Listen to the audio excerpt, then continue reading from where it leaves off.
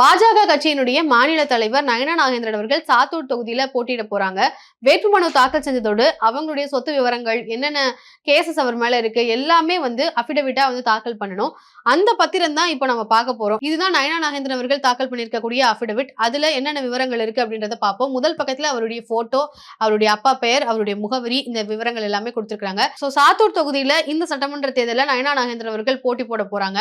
நயனா நாகேந்திரன் என்கிற நான் பாரதிய ஜனதா கட்சியின் சார்பாக சாத்தூர் தொகுதியில போட்டி போட போறேன் அப்படின்றத தெளிவுபடுத்துறாரு. அவருடைய பெயர் ரிஜிஸ்டர் பண்ண இருக்கக்கூடிய இடம் பெற்றிருக்கக்கூடிய தொகுதினா பாளையங்கோட்டை.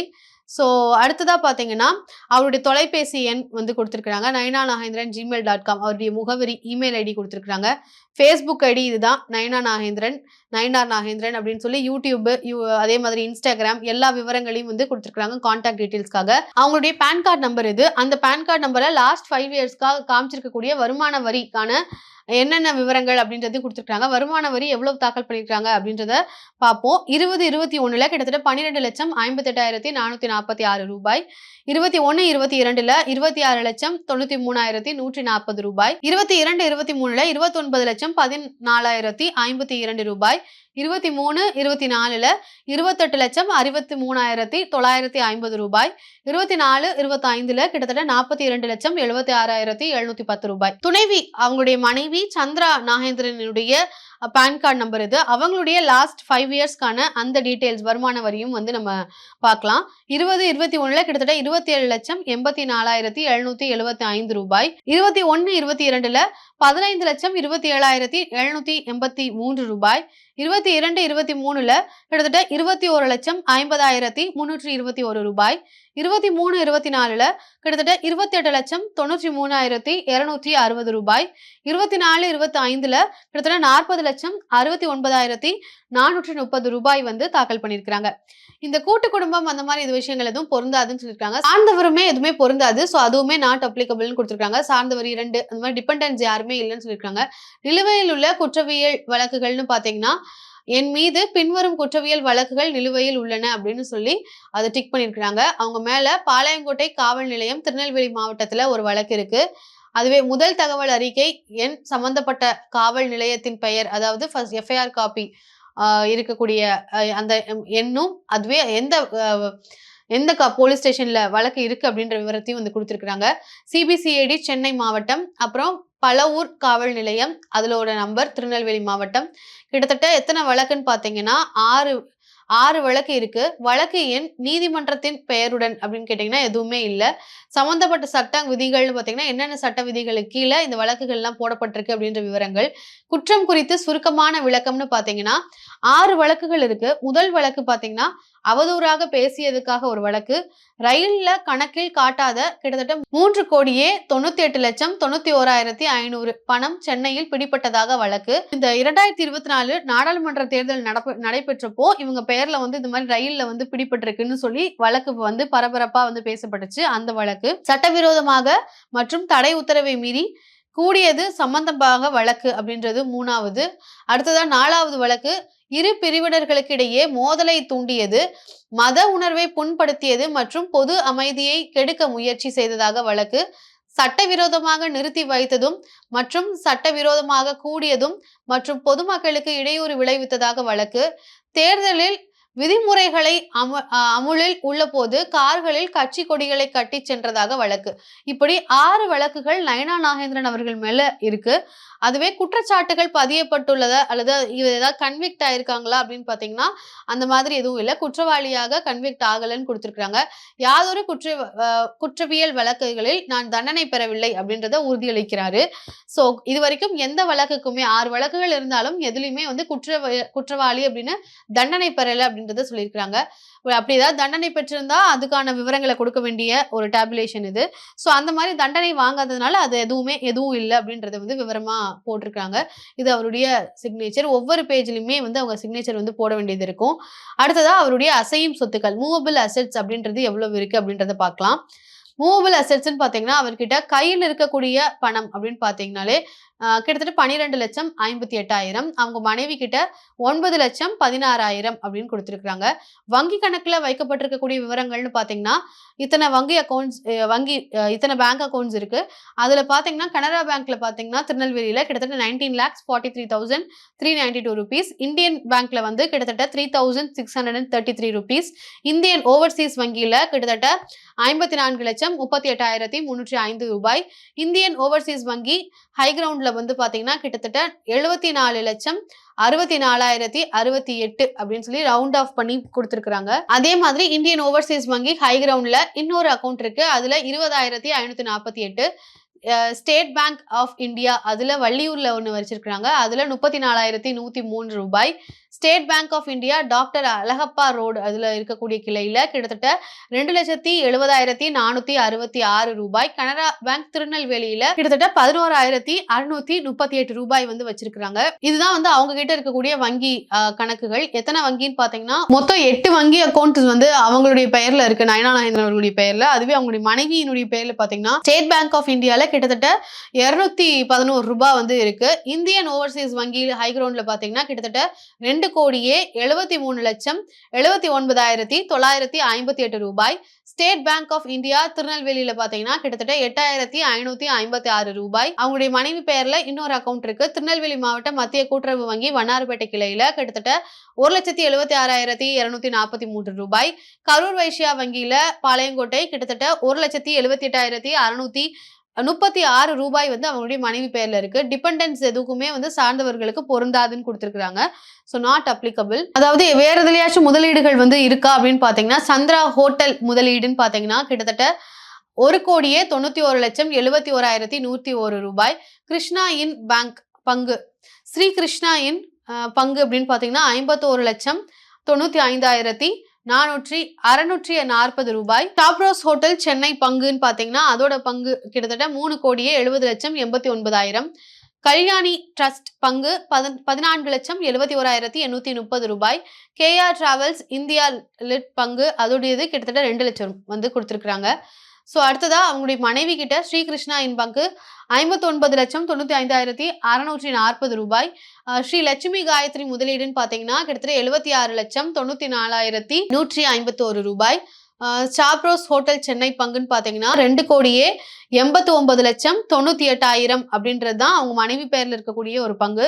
கல்யாணி ட்ரஸ்ட்ல 20,49,734. TN72 அசோசியேட்ஸ் அவங்களோட பங்குன்னு பாத்தீங்கன்னா 50,000. LIC தேசிய சேமிப்பு திட்டம்னு பாத்தீங்கன்னா எதுவுமே இல்ல அப்படின்னு சொல்லியிருக்காங்க. தேசிய சேமிப்பு திட்டம்னு பாத்தீங்கன்னா பாஜக கட்சியினுடைய தலைவர் நயனா நாகேந்திரன் அவர்கள் கிட்ட எந்த ஒரு இதுவுமே இல்ல அப்படின்னு சொல்லியிருக்காங்க.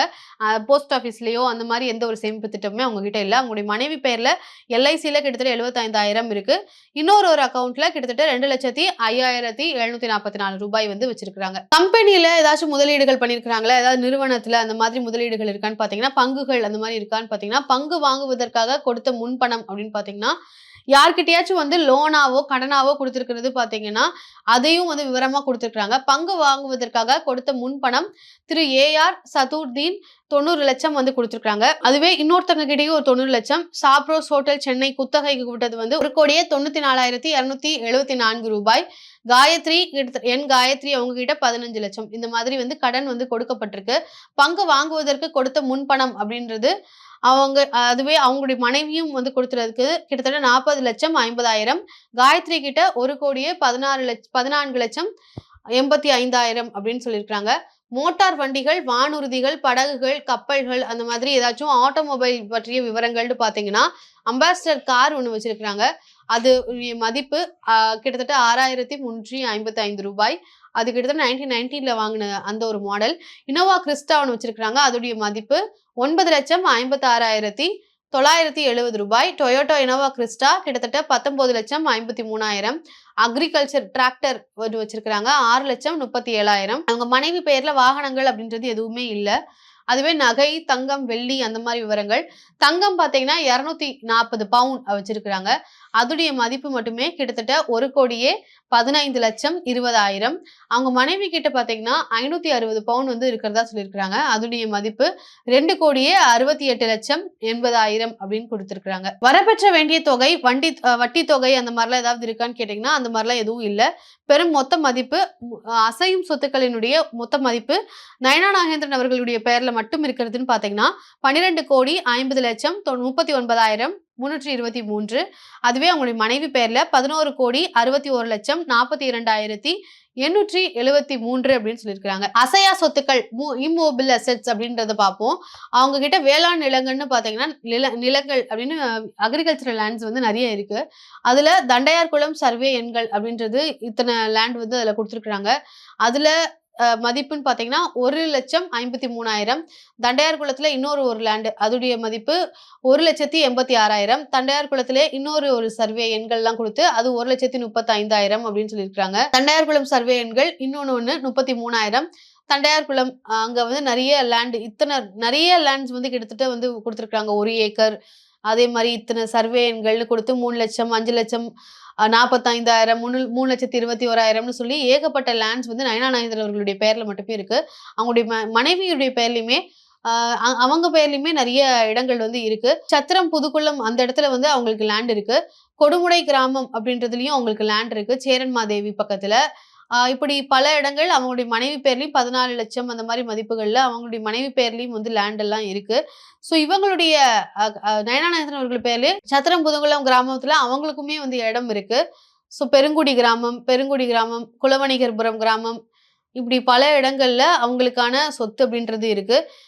கயத்தாறு நிலம் சர்வே எண்கள் அப்படின்னு சொல்லி அது ஒரு ஏக்கர் 32 சென்ட், கிட்டத்தட்ட 1,32,000 அப்படின்னு சொல்லி பல இடங்கள் வந்து அவருடைய பெயர்லயே வந்து இருக்கு. மொத்த பரப்பளவு இவ்வளவு தூரம் பார்த்ததுல அவர் பேர்ல மட்டுமே இருக்கக்கூடிய அக்ரிகல்ச்சரல் லேண்ட்னு பாத்தீங்கன்னா 29 ஏக்கர் 30 சென்ட். அதுவே அவங்க மனைவியினுடைய பெயர்ல ஒரு 14 ஏக்கர் லேண்ட் வந்து இருக்கு. பூர்வீக சொத்தா ஆம் இல்லைன்னு கேட்டீங்கன்னா இது ஆம் அப்படின்னு சொல்லியிருக்காங்க. இன்ஹெரிட்டட் அப்படியா கேட்டீங்கன்னா இன்ஹெரிட்டட் தான் அப்படின்றது சொல்றாங்க. சொந்தமாக வாங்கியிருந்தால் வாங்கப்பட்ட நாள். இதுல எதெல்லாம் சொந்தமா வாங்கியிருக்காங்க அப்படின்னு பாத்தீங்கன்னா 2 இடம் மட்டும்தான் சொந்தமா வந்து வாங்கியிருக்காங்க. 2014ல 2 இடம் வாங்கியிருக்காங்க. மத்த எல்லாமே அவங்க கிட்டே பூர்வீகமா இருக்கக்கூடிய இடங்கள். அவங்களுடைய மனைவி பெயர்ல வாங்கியிருக்கக்கூடிய இடங்கள்லயும் சில இது வந்து இப்ப வாங்கியிருக்கிறது இருக்கு. 2023ல ஒண்ணு வாங்கியிருக்காங்க, 2025ல ஒண்ணு வாங்கியிருக்காங்க. 2025லேயே வந்து 3 இடங்கள் வந்து வாங்கப்பட்டிருக்கு அவங்களுடைய மனைவியினுடைய பெயர்ல. 4வதாகவும் 2025ல ஒண்ணு வாங்கியிருக்காங்க. அவருடைய பெயர்ல 2019ல 2019 அதே மாதிரி அவங்களுடைய மனைவி பெயர்ல 2025ல ஒரு 4 இடம் வாங்கியிருக்காங்க. அவருடைய பெயர்ல 2019லயும் வந்து இடங்களானது வாங்கப்பட்டிருக்கு. சோ இப்படி பல இடங்கள் வந்து நயனா நாகேந்திரன் அவருடைய பெயர்லயும் அவங்க மனைவி பெயர்லயும் வந்து இருக்கு. அவங்க வாங்கி இருக்கக்கூடிய நிலத்தினுடைய மதிப்பு தோராயமா இப்போ நடப்பு சந்தை மதிப்புல இவ்வளவு லேண்ட் பார்த்தோம் இல்லையா, அந்த லேண்ட் மதிப்பெல்லாம் இப்ப மார்க்கெட் வேல்யூ எவ்வளவுன்னு பாத்தீங்கன்னா கிட்டத்தட்ட 1,50,96 ரூபாய் அப்படின்னு சொல்லியிருக்காங்க. ஏக்கர் கணக்குல லேண்ட் வந்து இருக்கு. அவங்களுடைய மனைவி இருக்கக்கூடிய மார்க்கெட் வேல்யூ, அந்த மனைவி பெயர்ல இருக்கக்கூடிய லேண்டினுடைய மார்க்கெட் வேல்யூன்னு பாத்தீங்கன்னா கிட்டத்தட்ட 65,18,200 ரூபாய் அப்படின்னு சொல்லியிருக்காங்க. அசையா சொத்துக்கள்னு பாத்தீங்கன்னா வேளாண்மை அல்லது பிற நிலம் அப்படின்னு சொல்லியிருக்காங்க. அசையா சொத்துக்கள்ல நான் அக்ரிகல்ச்சரல் லேண்ட்னு பார்க்கும் பொழுது டவுன் சர்வே ரோட்ல நயனா நாகேந்திரன் பிரிவு சிவசக்தி ரோட் சர்வே எண்கள் அப்படின்னு சொல்லி அதுல ஒண்ணு இருக்கு. அதுல மொத்த அளவுன்னு பாத்தீங்கன்னா 31,392 சதுர அடி. பூர்வீக சொத்தான்னு கேட்டீங்கன்னா ஆமான்னு சொல்லியிருக்காங்க. சொந்தமாக வாங்கியிருந்தால் வாங்கப்பட்ட நாள்னு கேட்டீங்கன்னா அந்த மாதிரிலாம் எதுவும் இல்ல. அவங்களுடைய மனைவி பெயர்லயுமே எதுவுமே இல்லை அப்படின்னு சொல்லியிருக்காங்க. பணக்குடி கிராமம் சர்வே எண்கள் அப்படின்னு சொல்லி வணிக கட்டடங்கள் அப்படின்னு பாத்தீங்கன்னா அதுவும் இருக்கு. பணக்குடி கிராமம் சர்வே எண் அப்படின்னு சொல்லி 2,84,000 ரூபாய்க்கு அவங்களுக்கு பணக்குடி கிராமத்துல ஒரு வணிக கட்டடம் வந்து இருக்கு. மீனாட்சிபுரம்ல ஒரு கட்டடம், மீனாட்சிபுரத்துல இன்னொன்னு, நயினார் இன்டர்நேஷனல் பங்கு பாகம் அப்படின்னு சொல்லி அது ஒரு சதுர அடி 2,906 சதுர அடியில மதிப்பு பாத்தீங்கன்னா கிட்டத்தட்ட 36 லட்சம் அந்த மதிப்புக்கு அவங்க கிட்ட ஒரு வணிக கட்டடம் இருக்கு. சந்திரா கிரானைட்ஸ் குத்தகைக்கு வந்து விட்டுருக்காங்க. அது 1000 சதுரடி, அதோடைய மதிப்பு 5 லட்சம். அதே மாதிரி அவங்களுடைய மனைவி பெயர்லயுமே வந்து வணிக கட்டடம் இருக்கு. பாளையங்கோட்டை கிராமத்துல ஒரு வணிக கட்டடம் இருக்கு. அதோடைய மதிப்பு 1,52,593 ரூபாய். கட்டட பரப்பு மொத்த அளவுன்னு பாத்தீங்கன்னா 6,450 சதுரடி. அவங்களுடைய மனைவி பேர்ல இருக்குது 97.4 சதுரடி. பூர்வீக சொத்தான்னு கேட்டீங்கன்னா இல்ல அப்படின்னு சொல்லி ஆமான்னு சொல்லியிருக்காங்க. நயனா நாகேந்திரன் அவர்கள் மேல இருக்கக்கூடிய வணிக சொத்துகள் எல்லாமே, வணிக கட்டடங்கள் எல்லாமே பூர்வீக சொத்தான்னு கேட்டதுக்கு ஆமான்னு சொல்லியிருக்காங்க. அவங்க மனைவி பேர்ல இருக்கிறது மட்டும் இல்ல அப்படின்னு சொல்லியிருக்காங்க. அவங்க மனைவி பேர்ல இருக்கக்கூடிய வணிக கட்டடம் 1997ல வாங்கியிருக்காங்க. 75,972 ரூபாய்க்கு வாங்கப்பட்டிருக்கு. தோராயமா நடப்பு சந்தையினுடைய மதிப்பு அவங்களுடைய வணிக கட்டடங்கள் எல்லாமே பாத்தீங்கன்னா கிட்டத்தட்ட 48,34,000. அவங்களுடைய மனைவி பேர்ல இருக்கிறது 1,52,593. குடியிருப்பு கட்டடங்கள் ரெசிடென்ஷியல் பில்டிங்ஸ் பார்க்கும்போது குலவணிக்கபுரத்துல அவங்களுக்கு ரெசிடென்ஷியல் பில்டிங் அதனுடைய மதிப்பு கிட்டத்தட்ட 15 லட்சம். கன்னியாகுமரி கிராமம்ல அவங்களுக்கு ஒரு குடியிருப்பு கட்டடம் ரெசிடென்ஷியல் பில்டிங் இருக்கு, அது 38 லட்சம். வடக்கு வள்ளியூர் கிராமம் கன்னியாகுமரியில இன்னொன்னு இருக்கு. அதுவே அவங்களுடைய மனைவிக்குன்னு பாத்தீங்கன்னா குலவணிக்கபுரம் கிராமத்துல ஒண்ணு இருக்கு. சீப்ரோஸ் பிளாட் கதவு அப்படின்னு சொல்லி சீப்ரோஸ் பிளாட் அப்படின்றது அது சென்னையில ஒண்ணு இருக்கு, எக்மோர் கிட்ட, அவங்களுடைய மனைவி பெயர்ல. அது ஒரு 2,50,50,00,000 அப்படின்னு நினைக்கிறேன். 2,50,00,000. பாளையங்கோட்டை குளவடிக்கபுரத்திலேயே வந்து 3 கோடி ரூபாய்க்கு வந்து ஒரு பிளாட் இருக்கு. சோ இப்படி ரெசிடென்ஷியல் பில்டிங்ஸ் பாத்தீங்கன்னா அவங்களுடைய மனைவி பேர்லயும் சரி இவங்களுடைய பேர்லயும் வந்து பாத்தீங்கன்னா கிட்டத்தட்ட பல கோடி ரூபாய் மதிப்புக்கு வந்து ரெசிடென்ஷியல் பில்டிங்ஸே இருக்கு. சொத்து வாங்கப்பட்ட நாள் அப்படி இப்படின்னு சொல்லி பாத்தீங்கன்னா மொத்தமா நடப்பு சந்தை மதிப்புல அவங்க கிட்ட இருக்கக்கூடிய அசையா சொத்துக்களினுடைய விவரங்கள்னு பாத்தீங்களே அவங்களுடைய நயனா நாகேந்திரன் பேர்ல மட்டுமே கிட்டத்தட்ட 8,46,44,984 ரூபாய்க்கு சொத்து இருக்கு.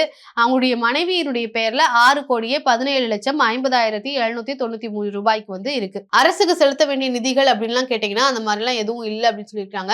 வங்கி நிதி நிறுவனங்களுக்கு செலுத்த வேண்டியதுன்னு பாத்தீங்கன்னா தமிழ்நாடு மெர்கன்டைஸ் வங்கி திருநெல்வேலி டவுன் கிளையில வாகன கடன் இருக்குன்னு சொல்லியிருக்காரு. கிட்டத்தட்ட 9,83,743. அதுவே அவங்களுடைய மனைவி பெயர்ல டவுன் பேங்க்ல ஒரு கடன் இருக்கு, 60,38,425.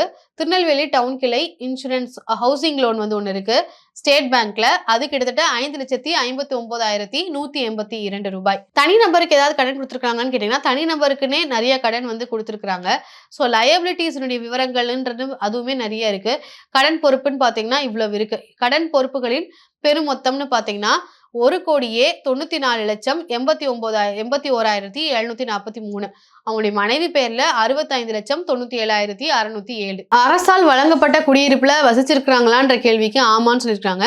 அதுல எந்த ஒரு டியூஸுமே வைக்கல அப்படின்றதுனால அதையும் வந்து கொடுத்துருக்காங்க. எந்த அரசு குடியிருப்புல தங்கியிருந்தாங்க அப்படின்றதுல ஓமந்தூரார் கவர்மெண்ட் எஸ்டேட்ல வந்து தங்கியிருந்தேன் அப்படின்றத தெரிவிச்சிருக்கிறாங்க.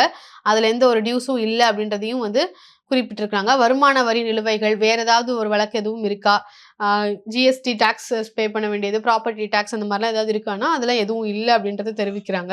இவங்களுடைய சோர்ஸ் ஆஃப் இன்கம் அப்படின்னு பாத்தீங்கன்னா வருவாய்க்கான ஆதாரங்கள் பாத்தீங்கன்னா தனிநபர், வியாபாரம், வாழ்க்கை துணைக்கும் வியாபாரம் தான். சார்ந்தோர்களின் வருவாய் ஆதாரம் அப்படின்றது எதுவும் இல்லை அப்படின்றத தெரிவிக்கிறாங்க. ஸோ முழுசா இப்ப திருப்பியும் வந்து இப்ப கொடுத்துற விவரங்கள் எல்லாத்தையுமே வந்து மொத்தமா வந்து கொடுத்துருக்காங்க. எவ்வளவு அசையும் சொத்துக்கள், அசையா சொத்துக்களினுடைய விவரங்கள், கடன் எவ்வளவு கொடுத்துருக்காங்க, எவ்வளவு தங்கம் இருக்கு, எவ்வளவு வெள்ளி இருக்கு அப்படின்றதையும் முழுசா ஒரு சம்மரி மாதிரி வந்து தெரிவிக்கப்பட்டிருக்கு. அவங்களுடைய கல்வி தகுதி என்ன அப்படின்றத பார்ப்போம். பிஎஸ்சி அறிஞர் அண்ணா கலைக்கல்லூரி, ஆரல்வாய் மொழி, மதுரை காமராஜ் பல்கலைக்கழகத்துல படிச்சிருக்கிறாங்க. ஸோ இதுதான் நயனா நாகேந்திரன் அவர்களுடைய சொத்து விவரங்கள். எவ்வளவு சொத்து இருக்கு, எவ்வளவு நிலங்கள் இருக்கு, எவ்வளவு அசைவு சொத்து, எவ்வளவு அசையா சொத்து எல்லாத்தையும் பார்த்திருக்கிறோம். சாத்தூர் மக்களுக்கு இந்த விவரங்களை பார்க்கும் பொழுது என்ன தோணுது அப்படின்றத கண்டிப்பா கமெண்ட்ல பதிவு பண்ணுங்க. நன்றி.